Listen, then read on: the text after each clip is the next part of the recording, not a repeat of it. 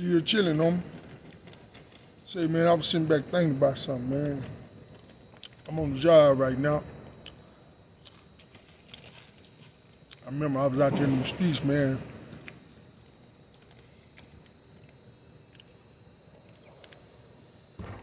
And I was doing my thing. You know, the little homies in the hood, man, they were looking up to me, man. And I had one of the little homies, he used to always praise me, you know what I'm saying? He praised my rides, praised my money, praised the type of women I had, my dress code, everything, man. He used to always praise me, man. I look at him, I just tell him, I said, man, one day, man, you're gonna be able to do this, man. I seen it in him, man. I said, man, you're gonna be like this one day, man. You're gonna be like this, man. Just stay the type of nigga you is, and you're gonna be able to do this one day, man. He didn't believe in himself, but I believed in him because I seen it in him, man. I knew the type of little nigga he was, so I seen it in him, and I told him. I said, man, you're gonna be able to do this one day, man. And he was looking at me like, man, I don't know. I said, yeah, man. I said, you're gonna be able to do it, man. I said, man, everybody get a turn. You gonna get your turn, homie. But the one thing about it, when you get your turn, you gotta capitalize off your turn, man.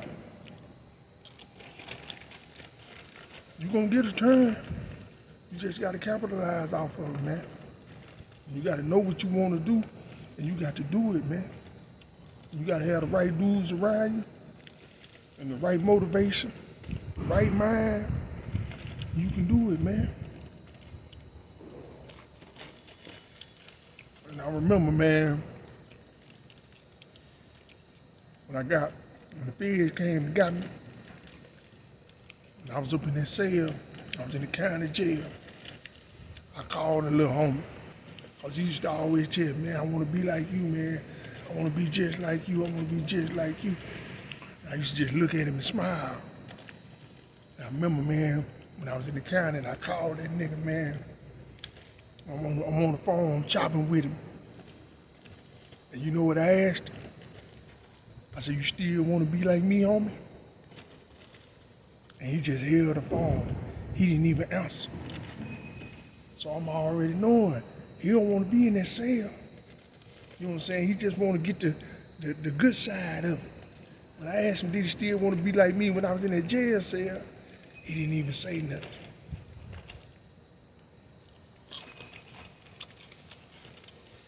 And I understood him, you know what I'm saying? Because at that time, I didn't want to be me either. I didn't want to be in that cell either. But I knew it was part of the game. You know what I'm saying? And in my mind, I always knew it was a chance that I was going to be in that cell. You know what I'm saying? And I was always ready for the cell.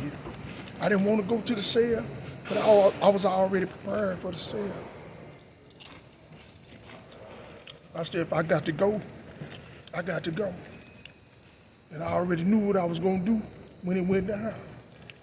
I'm going to stand 10 toes down, you know what I'm saying? I'm 10 toes down on these streets, so I'm going to be 10 toes down in that cell.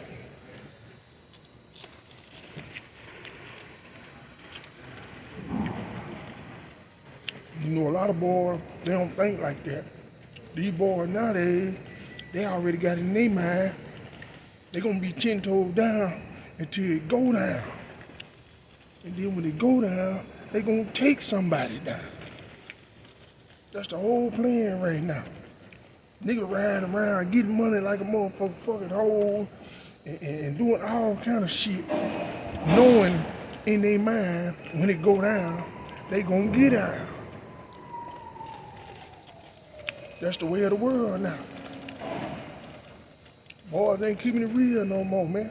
And they want to talk about the street code. Nah, nigga, ain't no street code, nigga. Ain't no motherfucking street code, nigga. It's who you is.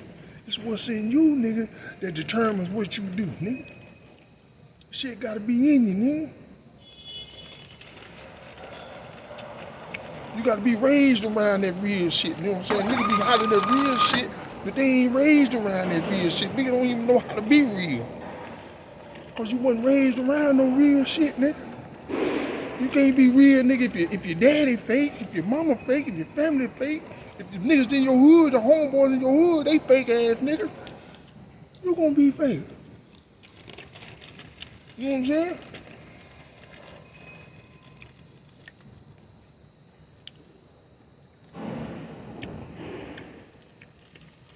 Nigga wanna put it on the cold. Nigga, there ain't no motherfucking cold, nigga. Nigga, it's you. You know what I'm saying?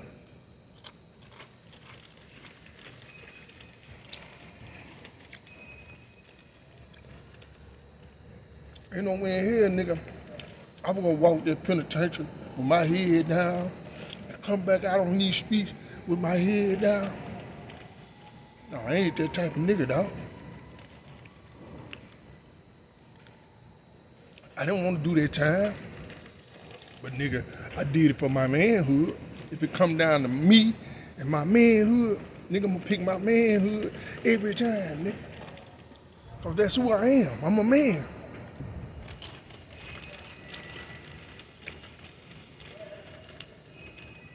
Only thing I really was fucked up about, nigga, I was away from my kids.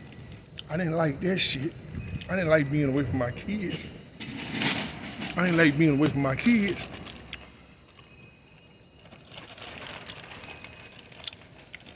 But my kids, they understand. Once I broke it down to them, they understood daddy. You know what I'm saying? They understood daddy. They proud to have a daddy as a real nigga. You know what I'm saying? And you know one of my daughters told me, she said, Daddy, I don't know what it is. But she like, Daddy, I like boys like you. I said, you like boys like me? I said, that could be good and that could be bad. You know what I'm saying? Because boys like me might be in them streets. And that could be good. I mean, that could be bad for you. But then, on the back end, if he get himself together like Daddy did, then it could be good for you. Because one thing about it, baby, you need to have a man. You don't need to just have a boy in your corner. You need to have a man. And I don't care who my daughter picked, I just want it to be a man.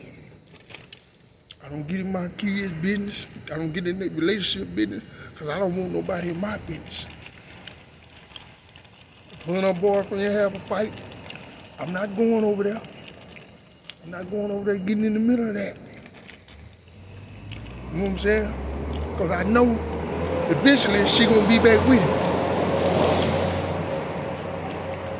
And then it's just gonna be bad blood between me and him. So I don't want to do that. The only way I would get in that situation is if I knew for a fact that she really wanted to get away from him. And if she really wanted to get away from him, then I'm gonna help her. But I got to be able to see it. You know what I'm saying? I can see it because I know it when I see it. But if I don't see it, I'm gonna tell him, baby, go on over there and handle your business. Daddy, don't get in your business. You know what I'm saying? Go on over there and handle your business. Y'all work that out. Just don't have them kids in the middle of that shit. That's the only thing I don't like. For the kids to be in the middle of grown folks shit. If the kids in the middle of grown folks shit, I'll step in. But if the kids ain't in the middle of it, I'm gonna let my kids work their own situation out. That's what's wrong with some of these parents. You wanna get in your kids' business. You wanna get in your kids' relationship. And that could be bad. Let them work it out. Let them try to work it out. Cause one thing I know, if they not through messing with them, and they still got feelings for them, they will turn on you.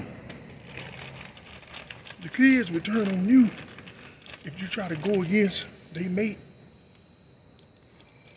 So the best thing for you to do, man, is mind your business and stay out of your business and coach from the sideline.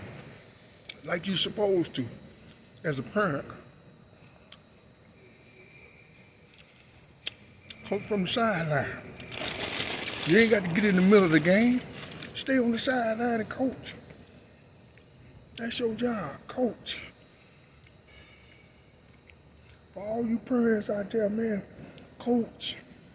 Don't try to get in the game with your kids in the middle of their situation. Let them grow up. Let them grow up like you growed up. You know what I'm saying? You ain't gonna be able to save them from everything. Shit gonna happen. You can't save them. But you can tell them. You can tell them so when they face it, they'll say, Daddy told me. Mama told me. And they can see for themselves. And they can handle it how they handle it. Either they can take it as a learning experience, a mistake, and capitalize on it, or they can fumble and make it worse, man. But the main thing about it, man, you got these boys, mainly, you got to try to keep them out there penitentiary, man. You got to try to keep them out there penitentiary, because that penitentiary is a setup for us, man. They're going to get you down there, and they're going to hold you, man. It's not designed for you to get out. They got the appeal game and all that set up, but it's really not designed for you to get out. And man, them laws so cold, man. This is how the law used to talk to me, man. The law told me one time, the law said, I hope you don't never get out. So I looked at it.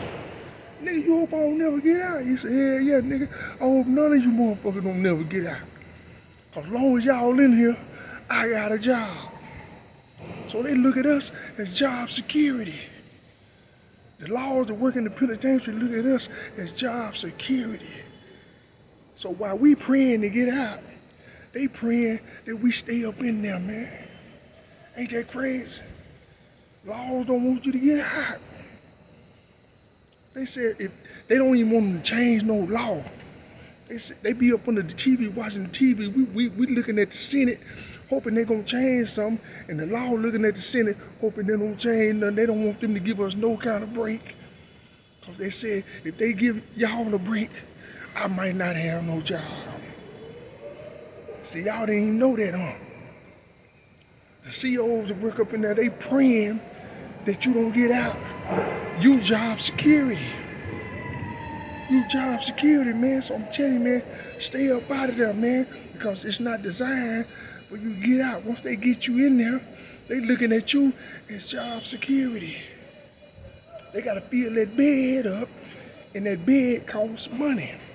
And when you get out and that bed empty, that's costing them money. So they gotta keep them beds full. So they're gonna keep their penitentiary full. So you boys got to do the right thing, man. See me, look at me, I'm at work, LKQ.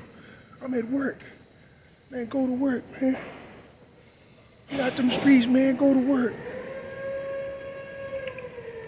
Ain't nothing good gonna come out them streets, man. Yeah, you gonna get you a little money. You gonna fuck you a couple of hoes or whatever. You might be able to ride a little bit, whatever. But that shit is short-lived, man. That shit don't last long.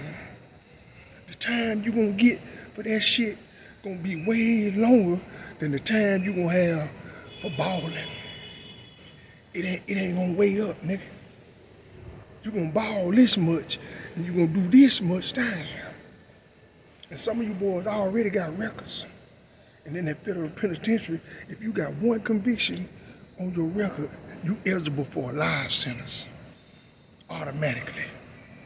The only reason why I didn't get a life sentence is because I had a clean record.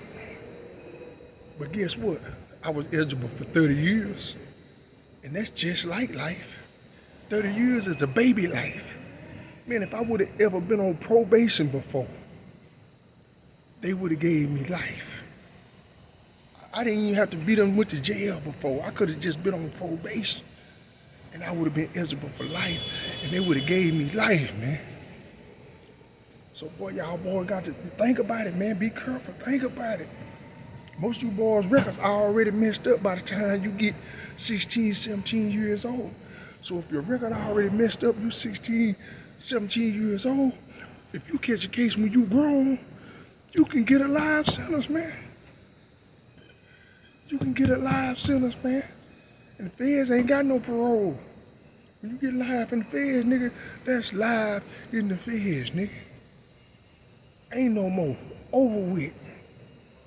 Man, y'all think about that shit, man. I got a second chance at life, man. And I really didn't think I was gonna get a second chance, but I got a second chance at life. So I'm cherishing my life. When I was young, I didn't cherish my life because I had a young mind. But now I done got out the penitentiary at 49 years old and I got out. Now I cherish my life, man. Life is precious. We only get one. Cherish your life, man.